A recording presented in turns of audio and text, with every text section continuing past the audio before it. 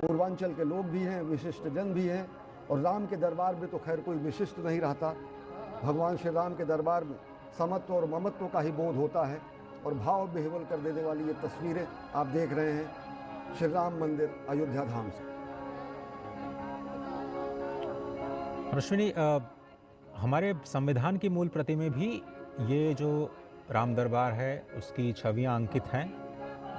ऐसा भी कहा जाता है कि जो मूल प्रति है उसमें भगवान श्री राम, पर नीति निर्देशक तत्व पे अगर देखें तो राम कथा वर्णित है, भगवान बुद्ध वर्णित हैं, और उसको समादृत स्थान से, समादृत रूप से संविधान के मूल स्वरूप में उसको अवस्थित किया गया था और कैलीग्राफी की गई है। वो मूल प्रतियां संरक्षित भी है, लेकिन कालांतर में जो एक ब्लैक एंड वाइट स्वरूप आया संविधान का, उनमें उन आलेखों को कहीं ना कहीं हटाया गया।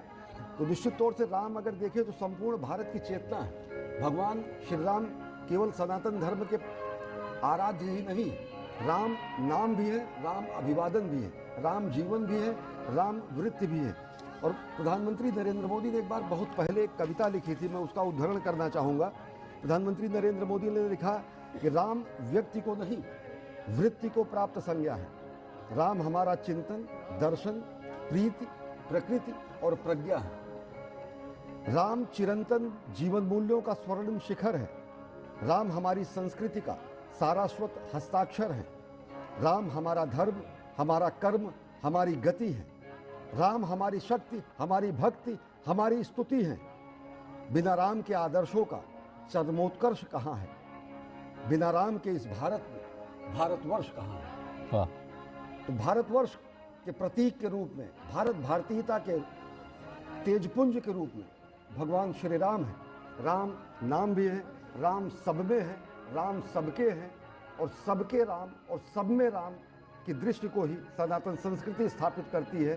सनातन संस्कृति जो किसी का भेदभाव नहीं करती है, सनातन संस्कृति में जहाँ पर ममत्व और समत्व का बोध होता है और लोग विह्वल हैं, आह्लादित हैं, ऊर्जस्वित हैं, नृत्य कर रहे हैं, गायन कर रहे हैं, और उस क्षण का इंतजार कर रहे हैं अजय कि जब मंदिर के उत्तुंग शिखर पर हमारा केसरिया लहराएगा और जहाँ पर सूर्य, कोविदार वृक्ष और साथ ही साथ ओम का अंकन हुआ है, वो पवित्र ध्वजा आज संपूर्ण सिद्धि के रूप में, पूर्णता के रूप में, मंदिर निर्माण के संपूर्णता के प्रतीक के रूप में स्थापित होगा।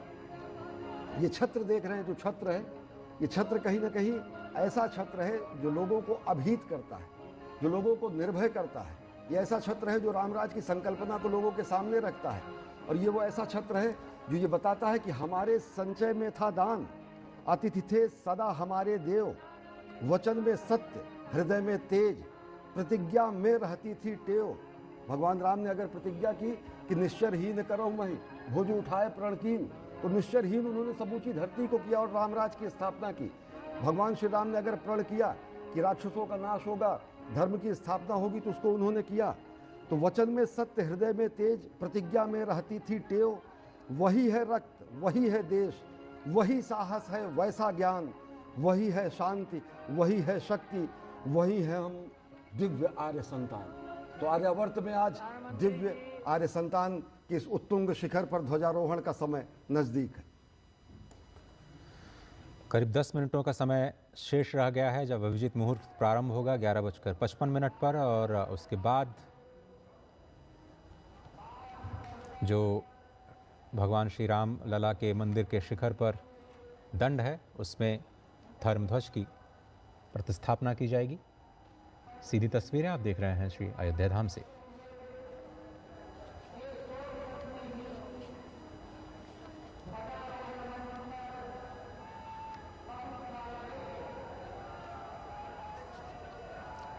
ये ध्वजारोहण का उत्सव इस बात की घोषणा है कि मंदिर का निर्माण पूर्ण हो चुका है, और इस महत् अवसर पर साक्षी बनने के लिए स्वयं प्रधानमंत्री नरेंद्र मोदी देश का प्रतिनिधित्व कर रहे हैं। श्रीधाम अयोध्या, जिसे परब्रह्म का स्वरूप कहा जाता है, स्वयं वहाँ के स्थानीय लोगों का ये तस्वीरें, पहली तस्वीर आपकी स्क्रीन पर।